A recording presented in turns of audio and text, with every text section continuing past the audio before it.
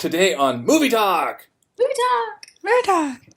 we are reviewing Jackass, the movie, the first movie. Yes, although I think it's technically called Jackass the movie, because I don't think they probably knew at the time they were going to make more. Right. Yes, and we have again as our special guest Emily from London, and Heather is also our special guest. Okay. So what have you got to say for this movie, Emily, who apparently liked it? I need to say straight up front that I censored parts. I can't, so I have to honestly, hands up, admit I did not see the whole film. I had to forward through the vomit bits. And did you know they were coming, or you just could see they were? Usually, you could tell it was going to come, right? Like so, like the vomit omelet. They just had the title of what the clip was going to be, and I'm like, yeah, I'm fast forwarding through that. And then I read about it afterward, like safely read about it afterward. God. Oh, wait, was that? You sure we watched? I don't remember that. Vomit. I don't remember it. You're not talking about the Japanese sequence. There wasn't a Japanese sequence. Oh no! Wait, are you talking? They went to a restaurant and put a poo on the plate, I think. No. I censored the poo stuff, and I censored the... Was there the toy car in the butt sequence? You watched the second one. No, I typed in Jackass 1. Honestly, Jackass 1. Yeah. Let's see, the opening scene, what was the opening scene again? Them in the big shopping cart. They're in like a huge shopping cart and they're rolling down a hill like no, you saw riding the one with the in bulls, the I bet. Okay, wait a minute. I'm smothering the screen because I have to look at my history to make sure I watched the right one. Just a sec. Well, what was the opening sequence? Yeah, I'm not even remembering now. 2 hours ago. Shut up. Well, like, also at times Haley was coming and sitting next to me, and so I had to whiz through certain bits that... Okay, I watched it on YouTube. Hold on. I'm looking at my history. Jackass film, YouTube. Okay, and I'm going to it. Warning. The following... Oh. You know what? I typed in Jackass 1 and then clicked on the first video that came up, but now I'm looking at it, it's just saying Jackass film. It's not saying 1. I may have watched the wrong film. So this is the kind of quality of control we exercise here at Movie Talk. That's amazing. That's so good. Well, that's okay. We can talk about the phenomenon of Jackass. Yes, the phenomenon of... Okay, it's amazing. It makes me almost cry. In fact, I'm kind of tearful right now, but that's partly because I've been laughing. Why does it make you kind of cry? What? Why does Jackass make you kind of cry? Okay, because it's so joyous, so full of joy, and it's so I love them so much because what they do is so generous. They're totally sacrificial, and they do it for humanity. Absolutely. Basically, they do it so we don't have to. Uh-huh. And I'm grateful to them. And do I need to say more? Yeah, it's the absolute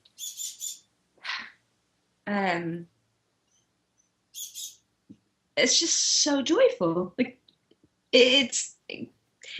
the joy is overflowing, just like the vomit sometimes does. But God, I can't believe I watched the wrong film because I wanted to ask you guys about certain sequences that I edited out because I was too afraid to watch. But we remember them all, so yeah.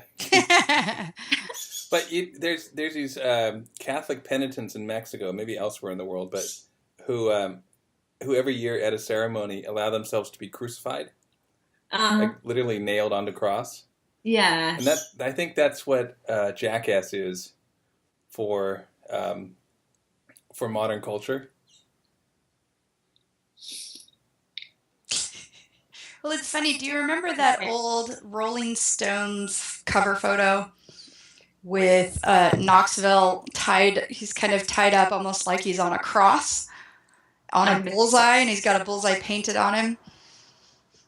We'll have to find it, and we can post it for the. We'll put it in the beginning of the intro. But I mean, that's exactly kind of like when you think of what you were talking about, Marty. That being crucified for all of us. Thank you, Johnny. Well, if the crucifixion was a process of transformation, right, the divinization of a human, then these guys are also transforming. They're also acts of transformation.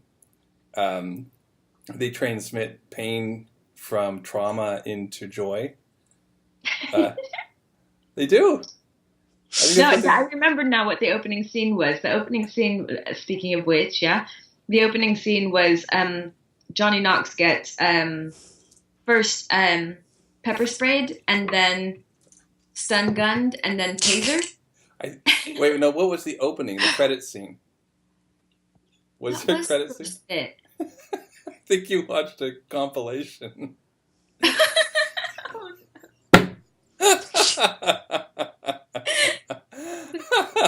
an hour and a half long. Okay, perfect time. Yeah, okay. Oh well. Yeah, it's brilliant. Anyway. But yeah, the pain for... I'm not sure that the pain transforms. I mean, it definitely is like, oh, I'm really glad to hear from somebody. Like, if those three things, pepper spray, taser, and stun gun, right? He said, hands down, the pepper spray was the worst. Mm-hmm. No, it's not that the pain transforms. It's the relationship to the pain that's transformative. Because their relationship to the pain is a transformative one. They're embracing it consciously, right, deliberately and artistically, such that it isn't presented or experienced as trauma. So the context they put these sort of ritualistic pain acts in is a transformative one, is a non-traumatizing one. And I think in as much as we're watching and we are invested, our nervous systems are engaged, right? Then a similar process. I mean, we're feeling it. You feel these things in your body. Yeah, yeah. Right. But then they offer themselves in the context of their own joy and their own sort of warped punk rock courage. Yeah. To allow it to transform. So we get to have this resonant experience with them as they're going through this transformation of pain. Right. What do you think, Heather? Not sure that is what, if I actually that pepper sprayed or stun gunned, I'm not sure that I would like conjure up Jackass in the midst of it and be like able to relate differently. No? Probably be in there somewhere. You're statistically more likely, having been through the Jackass experience, to have that memory than not. True. Yeah. So. Okay. All right. Heather, next time I'm in San Francisco, let's pepper spray Marty. See what happens. Film it. See what happens. Heather, what did you think of Jackass, the movie? I didn't watch either. Not Jackass, the compilation. I didn't watch it. What did you think of it last time? Or what do you think of Jackass per se? Well, why didn't I watch it? Yeah, things were going on. Okay. So. Can you adjust your plug, Emily?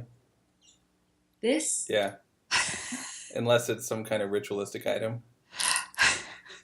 Let's see. So, Marty and I are probably, maybe, possibly maybe a third member here, but we are the 2 members of the Church of Jackass. Okay. We own everything and anything that they've ever done, pretty much.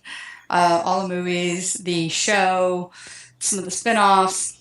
And I think it's kind of a lot of what you guys were saying in terms of sort of that transformative, or sort of somehow taking on this sense of kind of even, I mean, pain, yes, but have you ever thought about just kind of being sort of crazy and wild and thinking, oh, I can't do that because society would look down upon me, or I would be frowned upon, or I'd be judged, or whatever. Bird.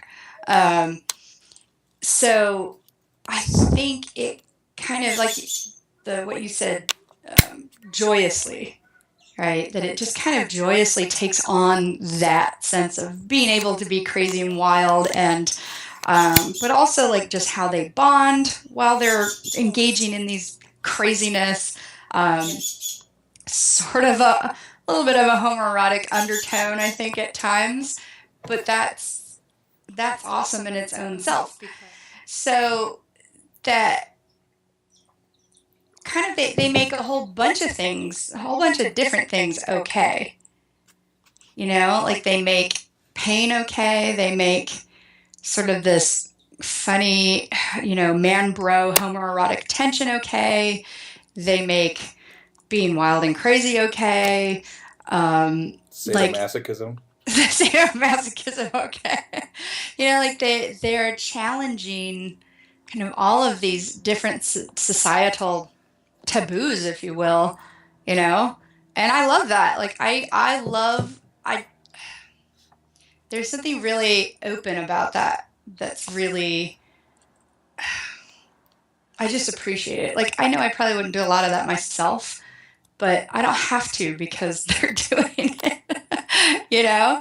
And I wouldn't really want to do that myself because I don't like pain. And Marty's right. Like, sometimes at the beginning, I used to watch it and I would just howl. I mean, it was so funny. Like, I would just laugh. I remember when we went to go see the 3D version in, you know, with the glasses and everything, number 3. So film number 3 in 3D that apparently was shown at the like New York MoMA or something, Museum of Modern Art, which seemed kind of really perfect. And it was so much more artsy, and the 3D and the bullet time camera. Oh God.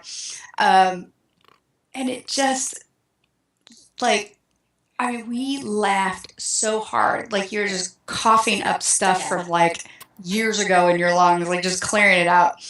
And I used to be able to just watch it and just be like, oh yeah, that's fine. Now I still howl, but like when somebody's not like slams into concrete, you know, I feel that whole like in my body, because it's just like you can feel it, like that tingling sensation through your body, going like, oh my God. And I still love it, even though it's like, oh, that actually hurt me.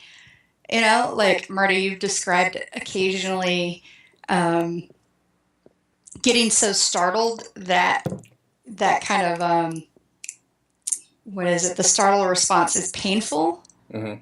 Yeah. Yeah. That's like I can feel they're falling around and doing all this stuff. I can feel it in my body a lot more than I used to. But it's still hella funny. So. Well, unlike a horror movie, right, which is intended to evoke pain, evoke fear, without really a resolution. Often, I mean, some of them do move through an arc, and then the monster's killed, and other ones are about saturating you with fear. You know, the Jackass movies, I wouldn't say saturate, but they inject pain through that sort of sympathetic resonance, and then they convert it into joy, into a kind of loving embrace of transgressive behavior, and into a kind of okayness of deconstruction, like an okayness of anarchy. Mm-hmm.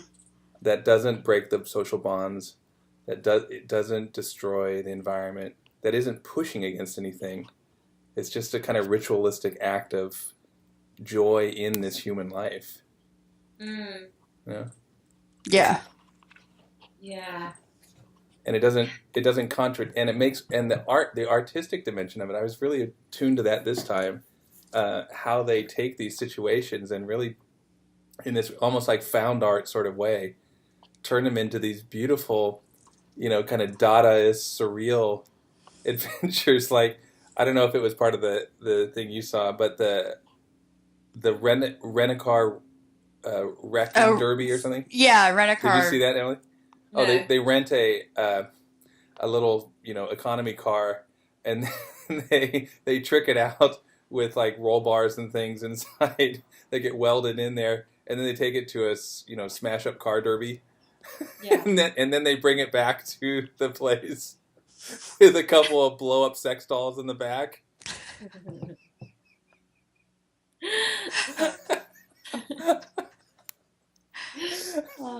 And of course the poor guys are just acting in their normal roles, as it were. Yeah. Not knowing. Yeah, and it's just something so beautifully deconstructive without being vicious about it, without being, haha, we got one over you. And if you watch the making of stuff, you see this kind of joyous community kind of return to community, where the PAs come in and tell them, this is what we're doing, and and everyone gets to participate in the lovely humor of this piece of art that got created, without anyone being excluded or judged, or there's no one up. It's this really sort of level, anarchic society they create, where no one gets left out, even when they encounter assholes. Even they get redeemed somehow. Yeah. Huh. Yeah. No, I love it. Yeah, and I like, yeah, watching them like do stuff like roll down a hill on a skateboard on their stomach into something hard.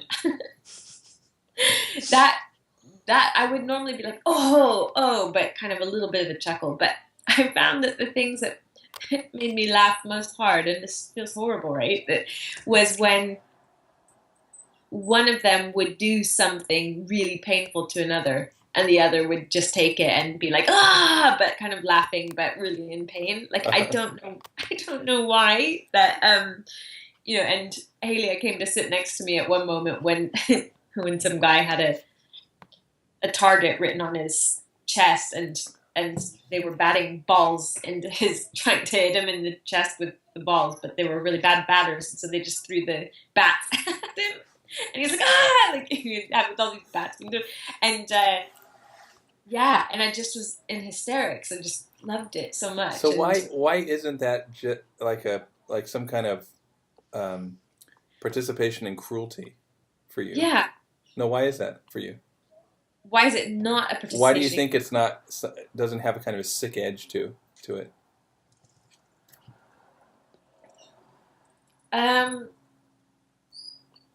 Well, if the person being hit was like really upset, I would feel bad. I wouldn't be comfortable to watch it. Mm-hmm. But they're generally screaming in pain, but also laughing. Like, it's something like they're they're all signed up to it, and it's like it's just what they are happy to do with and for each other and for us. Uh-huh.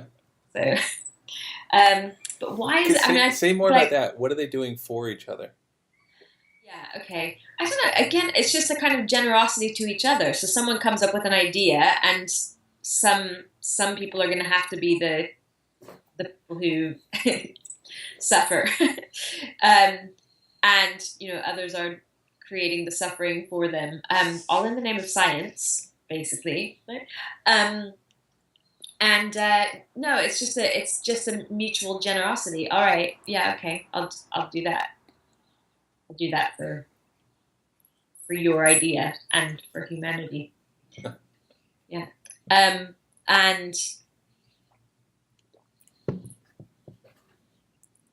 that's just lovely. Yeah. No? Don't you think so? Yeah, I think so. I mean, they've all contracted for it, right? So it's not abusing people randomly on the street. Yeah. And it seems like there's part of the contract is giving each other the opportunity to have to work with these, like getting kicked in the nuts many times. Yeah. Are any of them infertile? Like, Yeah. I do watch and wonder, like, I mean, does Johnny Knoxville, does he have kids or could he have kids Yeah, after? he has 2 kids. He has kids. Yeah. Amazing. Anyone become paralyzed permanently? No, that's amazing. They have apparently really good karma or something because none of them have had any serious injuries. I mean, one person died when But he drove not his car because of- drunk into a tree. Yeah. But yeah, that wasn't because But no one of on- Jackass. Yeah. Yeah. Huh. His Johnny Knoxville is a stage name. Uh-huh. Yeah. I didn't know that. Philip John Clapp Jr. Yeah, I think I'd go for Johnny Knoxville. Von Clapp. That doesn't sound No, real. John. John Clapp. Philip John John Clapp Jr. But he was born in Knoxville, Tennessee, so I guess that's why. Von Clapp. Von Clapp. Excuse me, Mr. Von Clapp. Do you mind if I shove a cucumber up your ass?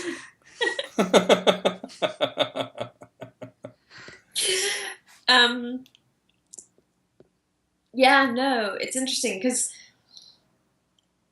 I mean, the question comes to mind that, like, because a lot of what they're doing has such a danger potential associated, like proper danger, like, yeah, possible quadriplegic Or lifetime. getting eaten by a shark. Pardon, being eaten by a shark, yeah, that sort of thing. I do wonder if it's like deeply irresponsible to watch it, right? To allow it to happen, or by watching it, I'm encouraging it, or something like that. And I do sometimes I will get that feeling, like I'm trying to think of an example. So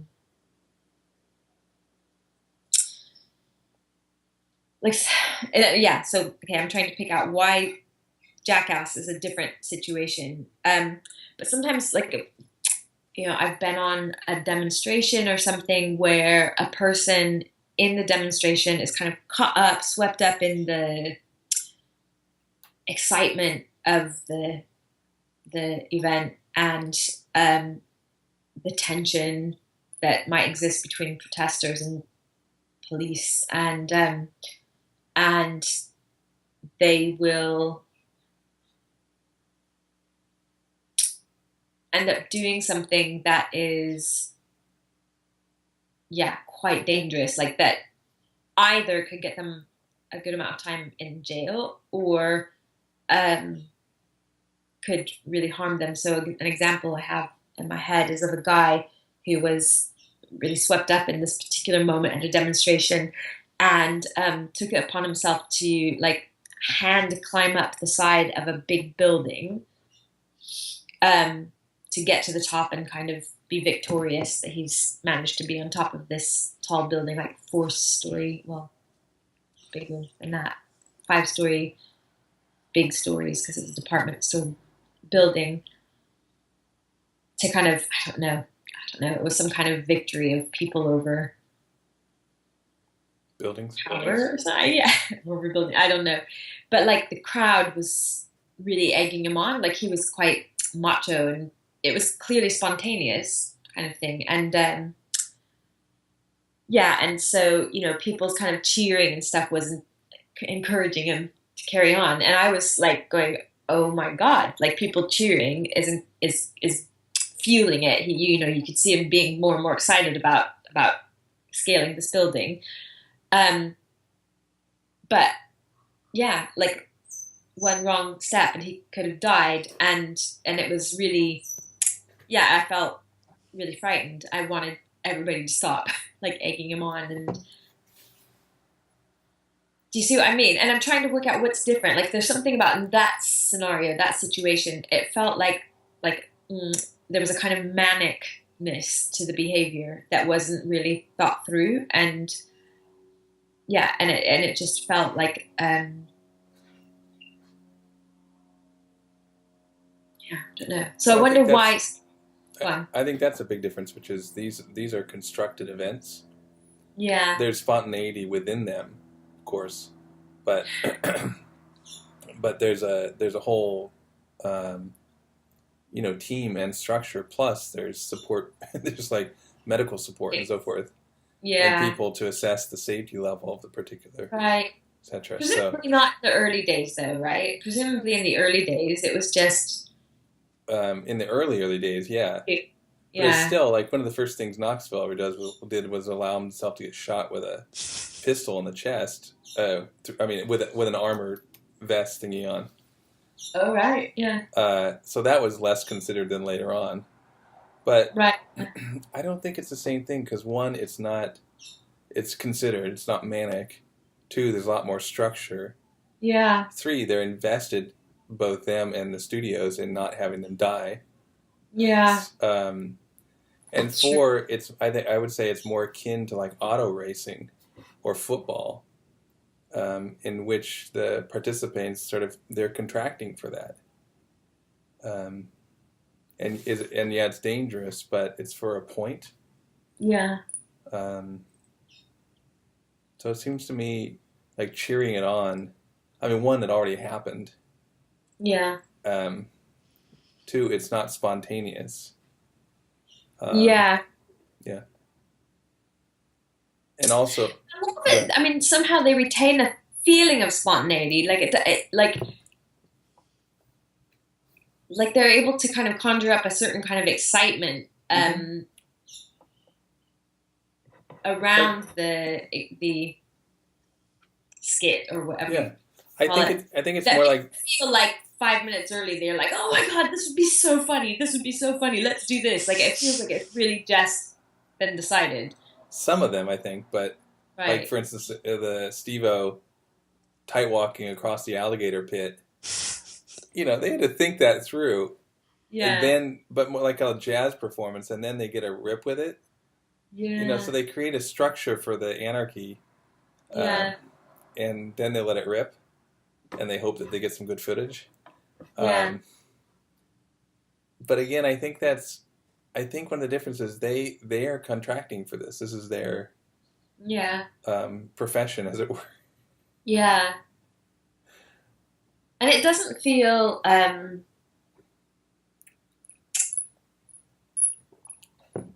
yeah, I mean, I suppose that there are definitely jobs that involve danger, but and people contract for it, but they really I can imagine that there would be a different relationship to that danger that I can't quite work out. Like just thinking about, I don't know, people who are abseiler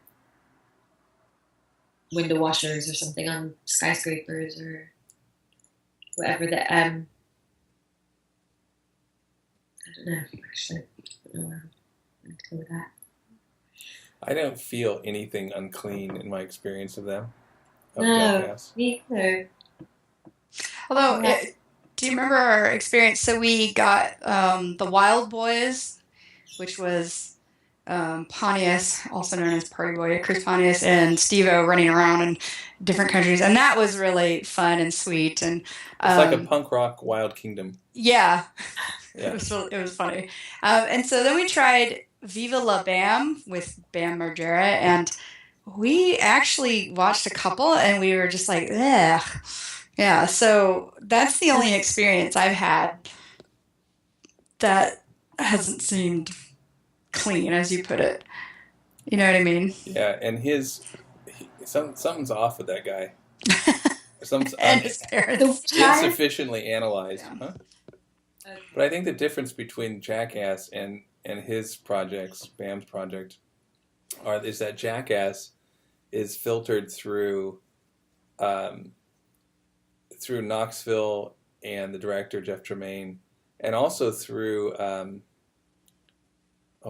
director Spike Jonze, right? And that's a fairly highbrow mind to be making producer decisions on Jackass Jones.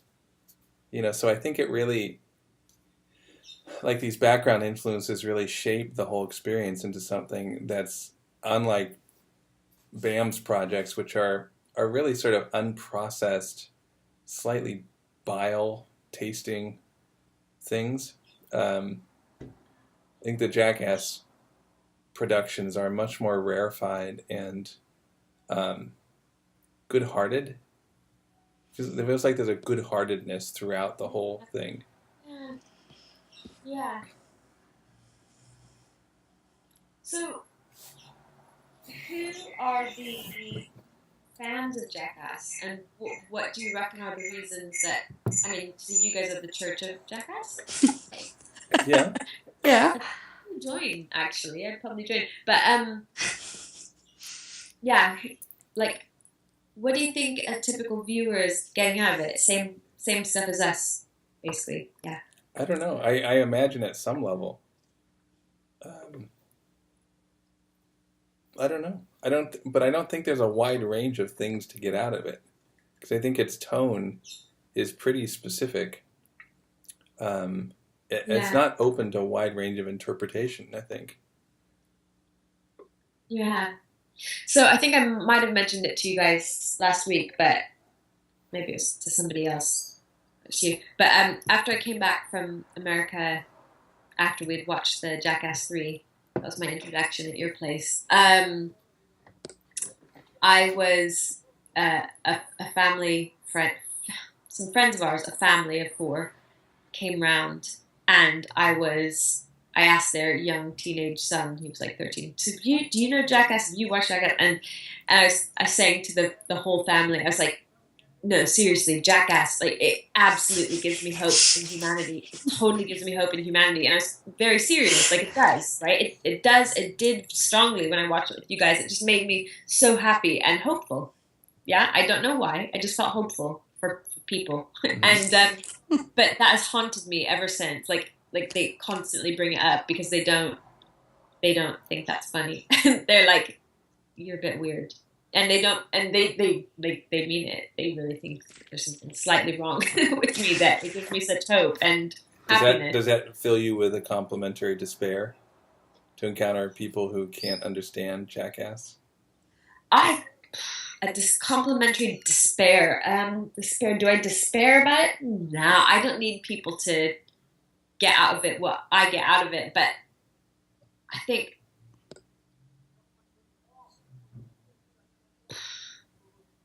yeah, I suppose I am there's a little kind of judging part of me that does feel like if you don't think it's genius, then you are not that smart. You're not very awake. You're not very alert to what's going on. Like, yeah, I think that probably I do, but that doesn't make me despair.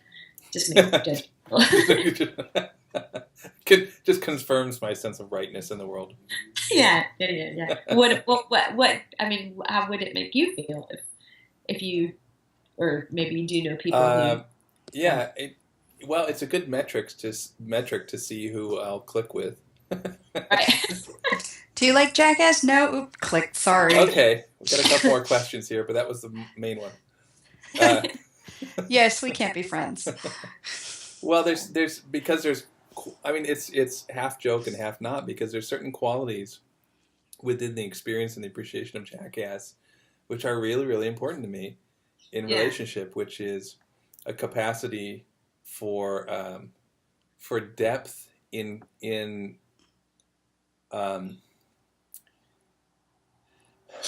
for a sense for the capacity to transform the common shit of life, for capacity to tolerate the breaking apart of conventional structures, the transgressive quality of Jackass, and a capacity to embrace a very deep and guttural humor.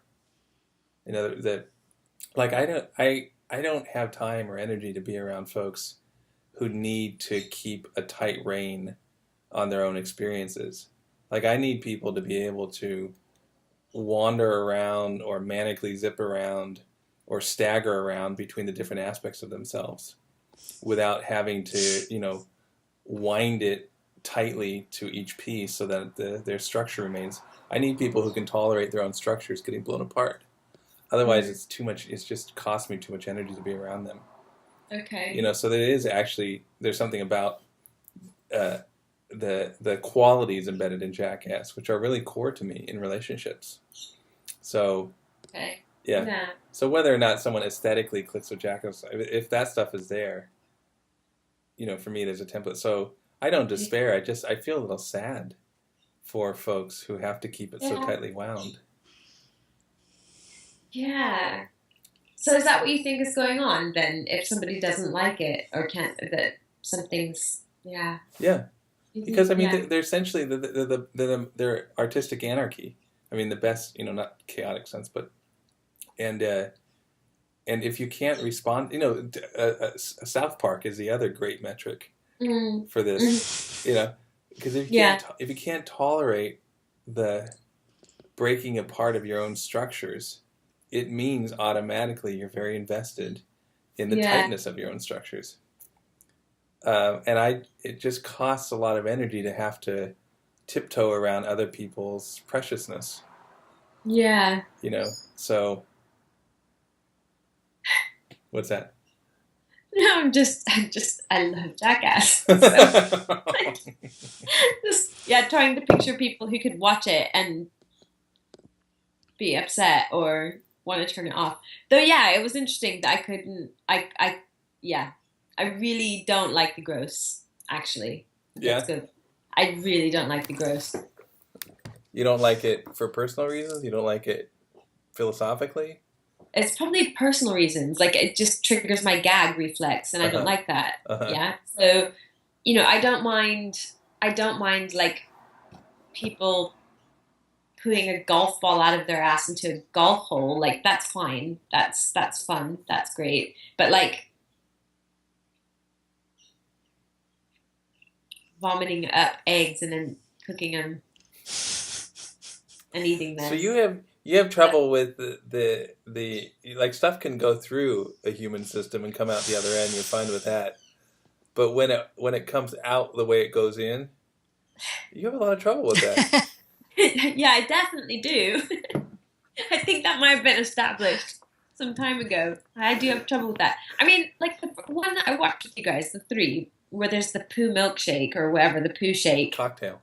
The poo cocktail. Yeah. Oh, Poo Cocktail Supreme was the second one in the number 3. Because I think the original Poo Cocktail was in the first one, right? Yeah. Yeah. Okay. And that's where they just had the dude going, he went inside. It was in the MTV show. It wasn't in the movie. Okay. Yeah. And then they grabbed it and like just turned it upside down, like with a machine. Yeah. Whereas in Poo Cocktail Supreme is the one where they launch him with the bungee cords and everything. Yeah. Oh god. So anyway, so like, I don't know. I think that was really gross.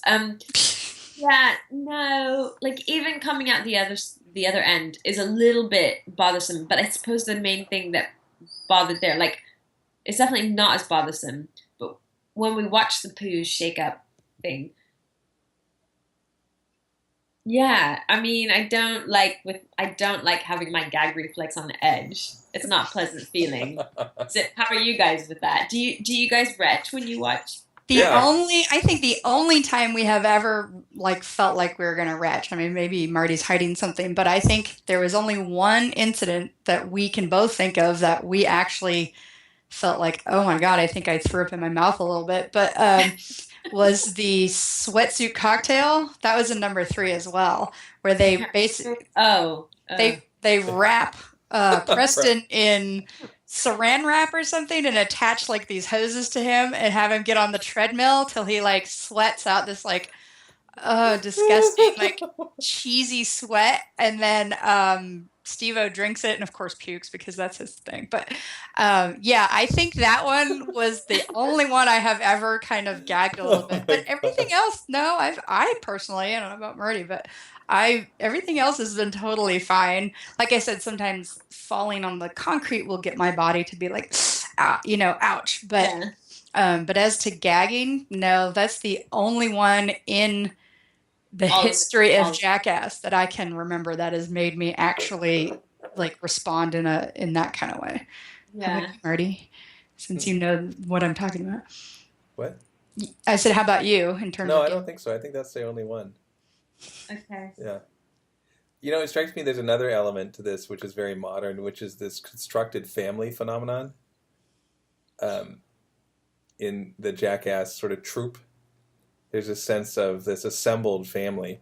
Yeah. Yeah. Which also, which is also sort of resonant with how they create art in these movies, which is basically deconstruct. They deconstruct and then they reconstruct in just whatever kind of narrative they want to assert. Usually, so they're like, what was it? There was one in the first movie where, I can't remember. One of the characters goes into a plumbing store and commences to have a shit in one of the display toilets.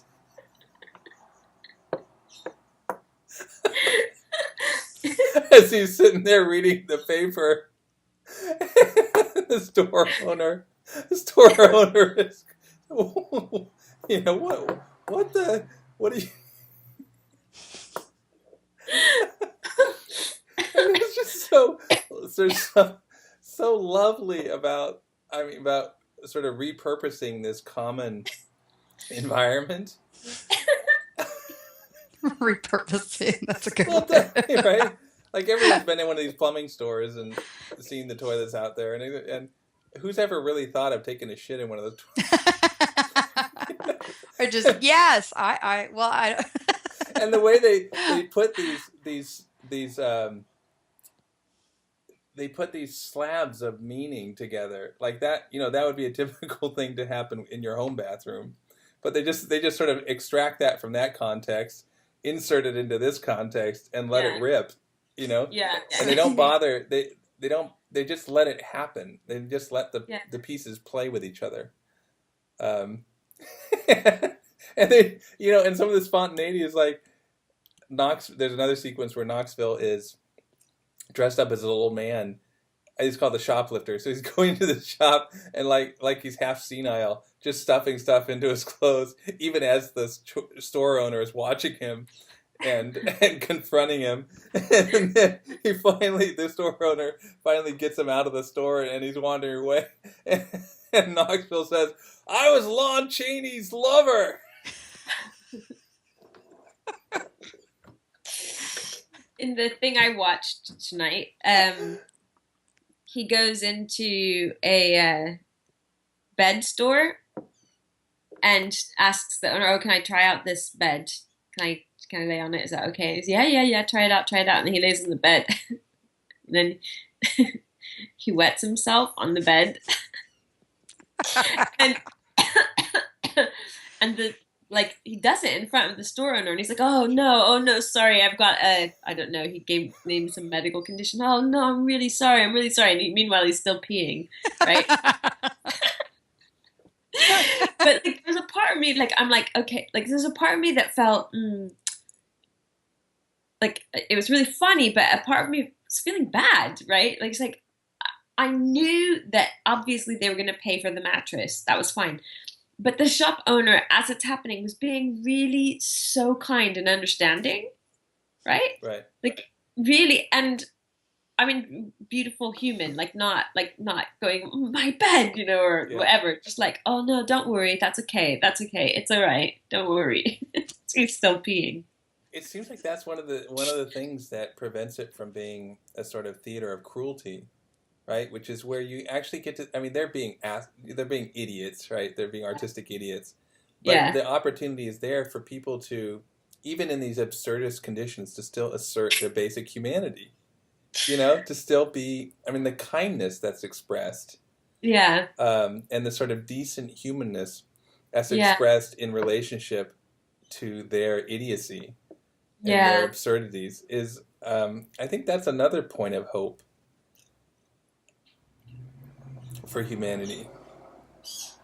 That there's so many decent people who act decently in relationship to their absurdity and disorienting behavior. Yeah, but in that moment though, they're not aware. Like the shop owner or I the know. shop whatever is not aware that this is just absurd silliness. They think, oh God, this person's got a real problem. Okay, so why isn't that, again, this kind of theater of cruelty we're participating in? I wasn't sure. It kind of wasn't like Really? because well, I get that sometimes when I watch hidden camera shows, like prank shows. Yeah. Like I often I'm not so like, oh, what's that one that's big in America? What Would You Do? Is the name of it? Have you heard of that? No. Oh yeah, no, it's the the host is kind of like an older dude, curly hair. John. Oh something. yeah, I've seen it. Yeah, and it's It's on NBC. yeah, they have actors who are playing out some scene, like say a guy sitting at a counter with a girl, and while she goes to the bathroom, he puts something in her drink, and then she comes back, and they're trying to see if people around them will do anything, Yeah. Or what was the other one? Oh, guy walks into a convenience store and starts harassing the Middle Eastern clerk, right? And what happens? They're actors, but the other people aren't. And so, yeah, it's sort of a social experiment, if you will, of like, to see what if people would somebody stand do? up for whatever Right. oppression, stand up against oppression or that sort of thing. But I often, like, sometimes people get so upset when they witness something racist or whatever. They'll get so upset, and it's kind of beautiful. A lot like that show makes me cry. Usually, most episodes that I've seen, but because people are just can be quite beautiful in their way of confronting a situation and not hysterical, but really just from operating from some space. Just from something inside that is, just based in truth, kind of, decency and humanity. And, but I also feel like sometimes people get really upset, and it's upsetting to me that they've been used, right? Yeah. This is for television. Yeah. That their emotions have been played and it's not real. And so, like in the scene of the bedwetting at the shop, like the guy is really humane and decent about the situation, but he's being had. But do you feel like the humor of that scene is focused on this guy getting had?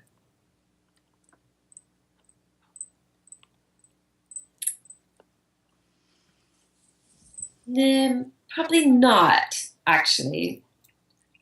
Why? Yeah. Why? Why do I think? Because I was actually surprised that he was in the scene. Like, I assumed that they would just go in and lay down on the bed and wet the bed, and then, like, later be like, oh, sorry, an accident on the bed. So so it didn't seem that it was important that he was in the scene. He just happened to be. I think the redemptive elements are, one, it's presented as art, not as what I think is a bullshit social experiment, in quotes. Yeah. Which is trying to lean towards a certain narrative anyway. One. Yeah. And two, because the context of because the troupe, the Jackass troupe, their intention, because you can see it everywhere. I mean, if you watch enough of it, you can see that their intention is not harmful or ridiculing. Yeah. That they're almost inviting people after the fact. I mean, they let people in after the fact, but they're inviting people to be part of this kind of absurdist celebration of life. Yeah. And so it seems to me, even though people are not being participatory in the moment, there's still a kind of inclusiveness, a big spiritedness, which doesn't lord, ha ha ha, I'm smarter than you are, but look how absurd all of us are, and also look how good all of us are. Yeah.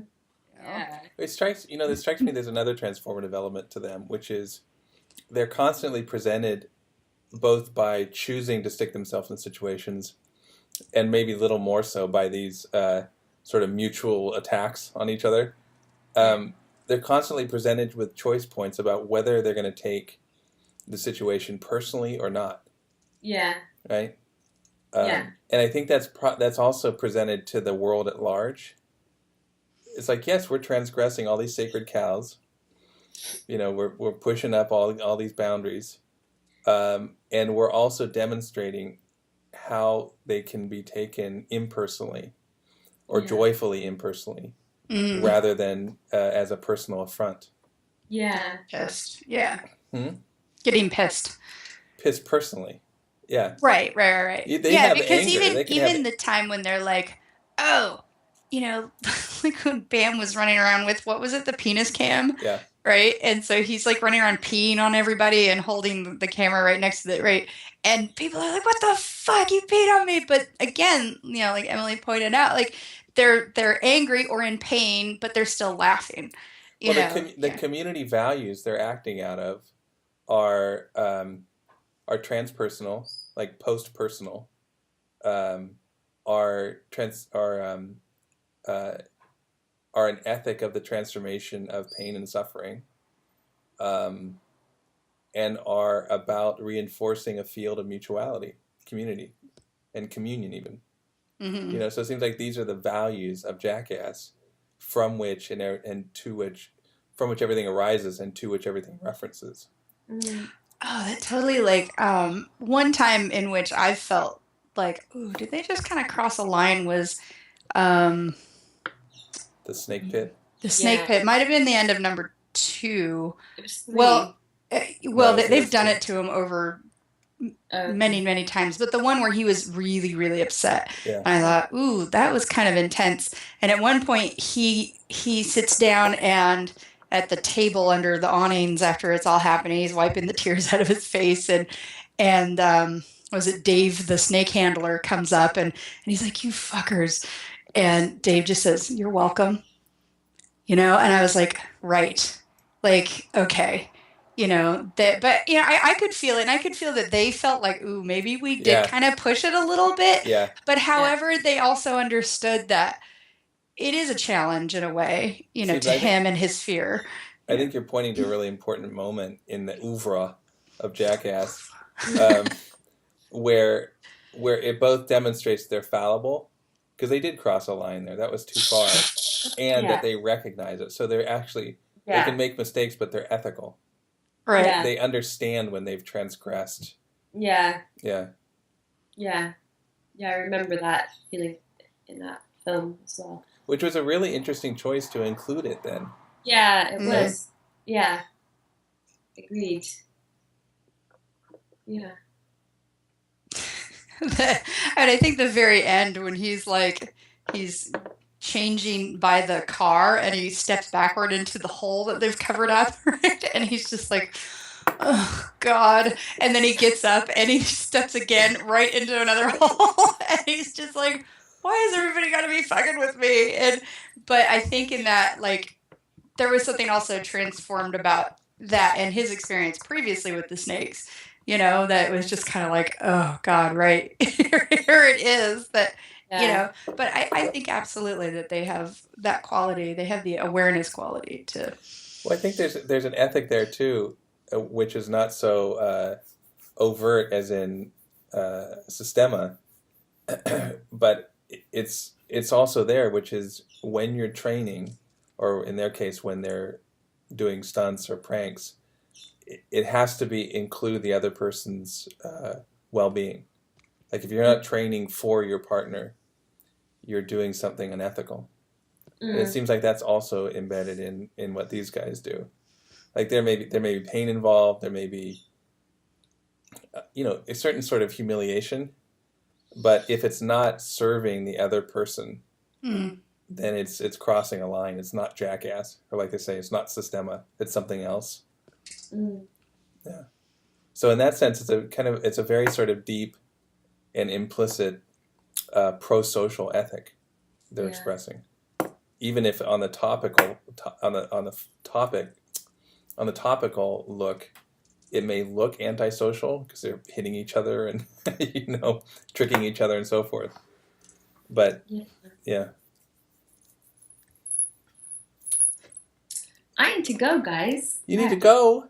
I have to get up before long. My alarm goes at 6:30, and it's nearly approaching midnight or something. So I should leave. Goodness. Well, you hung in there and gave a trenchant and potent deconstructive analysis of Jackass. I'm so glad we looked at Jackass, and it made me really happy tonight after kind of the grimness of dealing with this,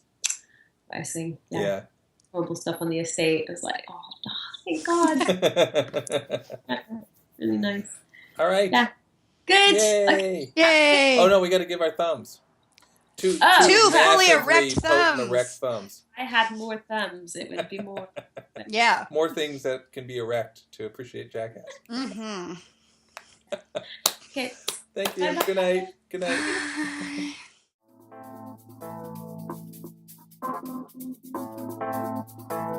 Bye.